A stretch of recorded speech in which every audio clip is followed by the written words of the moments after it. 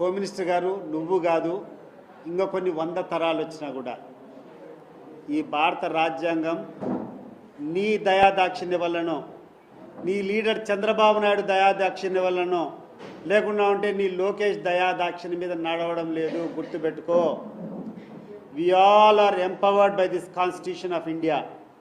మాకున్నటువంటి హక్కులను నువ్వు కాలరాస్తానంటే చేతులు కట్టేసుకుని కూర్చుంటామని అనుకోవద్దు. ఒకటి గుర్తుపెట్టుకో, ఈరోజు పోలీసులు కొంతమంది నిన్ను సహకరిస్తున్నారని చెప్పి నువ్వేమన్నా విరవీగుతున్నావేమో. రేపు నువ్వు చేసేటువంటి ప్రతి ఒక్క కార్యక్రమానికి 10 ఎక్కువ చేసేటువంటి పరిస్థితులు వస్తాయి. అవి మంచిది కాదు, మీకు మంచిది కాదు, మాకు మంచిది కాదు. నీ రెడ్ బుక్ కాదు, ఇంకోటి కాదు. ఎప్పుడైనా నేను ఒకటే చెప్తా, ఎవరము కూడా ఒక లైన్ దాటిపోకూడదు. భారత రాజ్యాంగం, భారత రాజకీయాలు ఒక సున్నితమైనటువంటి అంశం. ప్రతి ఒక్కరికి కొన్ని హక్కులు ఉంటాయి, కొన్ని రైట్స్ ఉంటాయి. అపోజిషన్ పార్టీలో ఉండేటప్పుడు పోరాటం చేయడం మామూలే, కానీ దాన్ని హుందాగా స్వీకరించాలి. నేను విమర్శించినప్పుడు ఆ విమర్శను సద్విమర్శగా తీసుకోవాలా. అంతేగాని నేను అన్నాను నువ్వు లోపలేస్తావంటే మీ నాయన జాగిరా, ఇది ఏ హోమ్ మినిస్టర్ నాయన జాగిరా, లేకుండా అంటే లోకేష్ నాయన జాగిరా, లేకుంటే చంద్రబాబు నాయుడు జాగిరా? నేను I'm a proud citizen of this country. I'm the citizen of India. I have my own constitutional rights. This constitution will protect me. ఈ రాజ్యాంగం ఉండేది, ఇక్కడటువంటి గవర్నమెంట్ అధికారులు ఉండేది, ఇక్కడటువంటి పోలీసులు ఉండేది సామాన్యమైనటువంటి పౌరులను రక్షించడానికి. అంతే తప్పితే అధికారంలో ఉండే వాళ్లకు, వాళ్ళ యొక్క అడుగుజాడలకు, వాళ్ళు చెప్పేటువంటి తప్పులు చేయడానికి కాదు అని చెప్పి నేను గుర్తు చేస్తున్నాను. ఎట్లా చేస్తావు నువ్వు? ఏం చేస్తావు? ఇప్పటికీ మీ యొక్క పేపర్లో 116 రాస్తూనే ఉంటారు. మరి ఏం యాక్షన్ తీసుకున్నారు? పెద్దిరెడ్డి రామచంద్రారెడ్డి మీద ఆర్టికల్స్ రాశారు ఈనాడులో. మరి ఏం చేసినారు? ఇప్పటికి ఏం చర్చలు జరిగినాయి? నువ్వు కూర్చొని మాట్లాడినావు, నువ్వు నీ అబద్ధాలు తిరుపతి లడ్డు మీద మాట్లాడినావు. ఏమైంది తిరుపతి లడ్డు?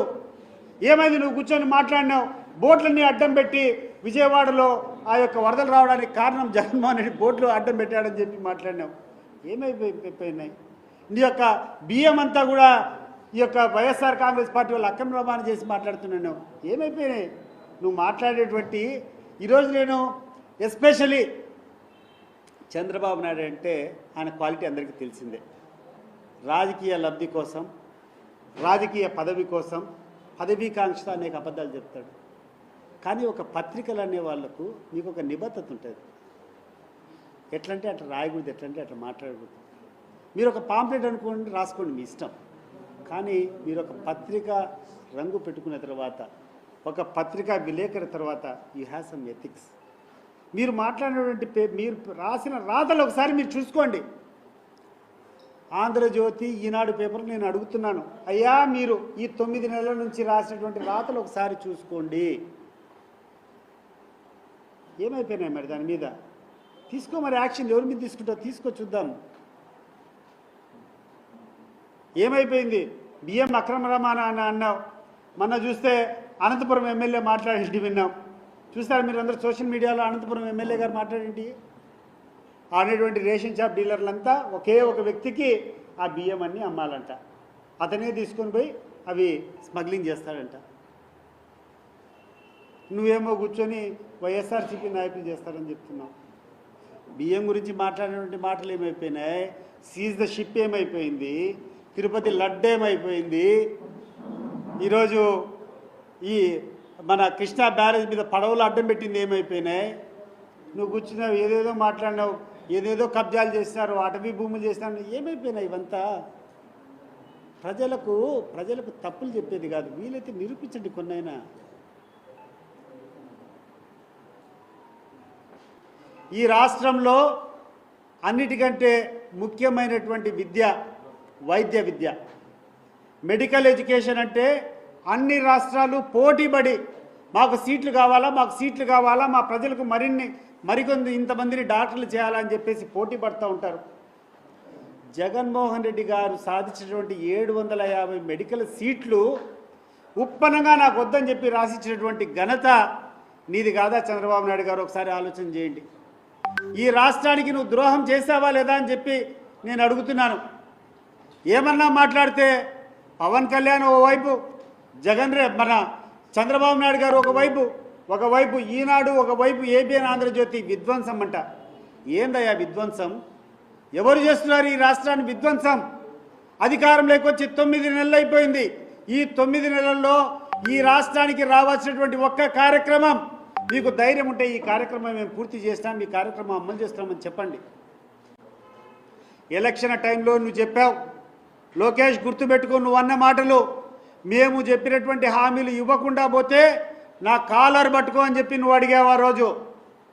రా, నీకు ధైర్యం ఉంటే ప్రజల్లోకి రా, నీ సెక్యూరిటీ పక్కన పెట్టి రా, ప్రజల ఆగ్రహం ఏదో నీకు తెలుస్తుంది. ఈరోజు పోలీసులు అడ్డం పెట్టుకొని ఎవడు నీ మీద ఎదురు తిరగకూడదని చెప్పి అక్రమ అరెస్టులు, పోసాని మురళీకృష్ణ ఏదో మాట్లాడని చెప్పి రిపీటెడ్గా చూపిస్తున్నాను నేను ఈ యొక్క టీవీలో, నీ కథలో ఆయన మాట్లాడినటువంటి బూతులు. మరి నేను అడుగుతున్నాను చంద్రబాబు నాయుడు గారు, నువ్వు పవన్ కళ్యాణ్ లోకేష్ మాట్లాడేటువంటి మాటలు నీ యొక్క ఛానల్స్లో చూపిస్తారని పచ్చ మీడియాలో నేను ఇస్తా క్లిప్పింగ్స్. నీ అమ్మ మొగుడా అని చెప్పి నువ్వు మాట్లాడినటువంటి మాటలు మర్చిపోతున్నావా చంద్రబాబు నాయుడు? ముండల దగ్గరికి పండుకొని పోతున్నాడని చెప్పి మాట్లాడినటువంటి మాటలు లోకేష్ను మర్చిపోయినావా అని చెప్పి అడుగుతున్నా. మరి నువ్వు మాట్లాడేటువంటి మాటలకు ఆ రోజు జగన్మోహన్ రెడ్డి మీ మీద తీసుకొని వచ్చి లోపలేదే మిమ్మల్ని? రాజకీయాల్లో మీరు ఎవరైనా చౌకబారుగా మాట్లాడినప్పుడు దానికి రియాక్షన్గా ఇంకొకరు మాట్లాడతారు.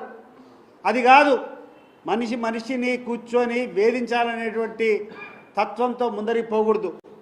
రాజకీయాలు ఉండేది, రాజకీయాలు విమర్శలు ఉంటాయి. మీరు అదుపు తప్పి మాట్లాడినప్పుడు ప్రత్యర్థి కూడా అదుపు తప్పి మాట్లాడతాడు, అది సహజం. దానికి హుందాతనం మీ దగ్గర నుంచి మొదలు కావాలా. మరి నువ్వు తప్పు చేసింటే నువ్వు నీ అమ్మ మొగుడా అని చెప్పి నువ్వు మాట్లాడిందని నువ్వు క్షమాపణ చెప్తావా అని చెప్పి నేను అడుగుతున్నాను ఈరోజు చంద్రబాబు నాయుడును. క్లిప్పింగ్స్ చూపించమంటావా? ఏమి లోకేష్, ఏమయ్యా పవన్ కళ్యాణ్, నువ్వు ఏదేదో కూర్చొని మాట్లాడావు, తాట తీస్తా చెప్పుతో కొడతానని చెప్పి మాట్లాడినావు. మరి నీకు హక్కు ఉందా? నువ్వు మాట్లాడితే ఇతర పార్టీ వాళ్ళకి హక్కులు ఉండవా అని చెప్పి నేను అడుగుతున్నా. నీకు ఒక న్యాయం, ఇంకొకరికి ఒక ధర్మమా? పోలీసులు కూడా ఈరోజు నేను ఒకటి విన్నపం చేసుకుంటున్నాను. దయచేసి మీ లిమిట్లు దాటద్దండి. ఎవరి మీదైనా విచారణ చేయాలంటే సెలెక్టివ్గా చేయొద్దండి. చేస్తే ఒక పారదర్శకత తెలుగుదేశం వాళ్ళ మీద పెట్టండి, వైఎస్ఆర్ కాంగ్రెస్ పార్టీ మీద పెట్టండి. తప్పు చేసిన ఇద్దరి మీద చర్యలు తీసుకోండి, అప్పుడు హర్షిస్తారు. కానీ మీకు నచ్చినటువంటి కొన్ని వ్యక్తుల మీద సెలెక్టివ్గా కేసులు పెట్టడం వల్ల ప్రజాస్వామ్యం బలహీనపడుతుంది. మీరుండేది, you are public servants, you are responsible for public.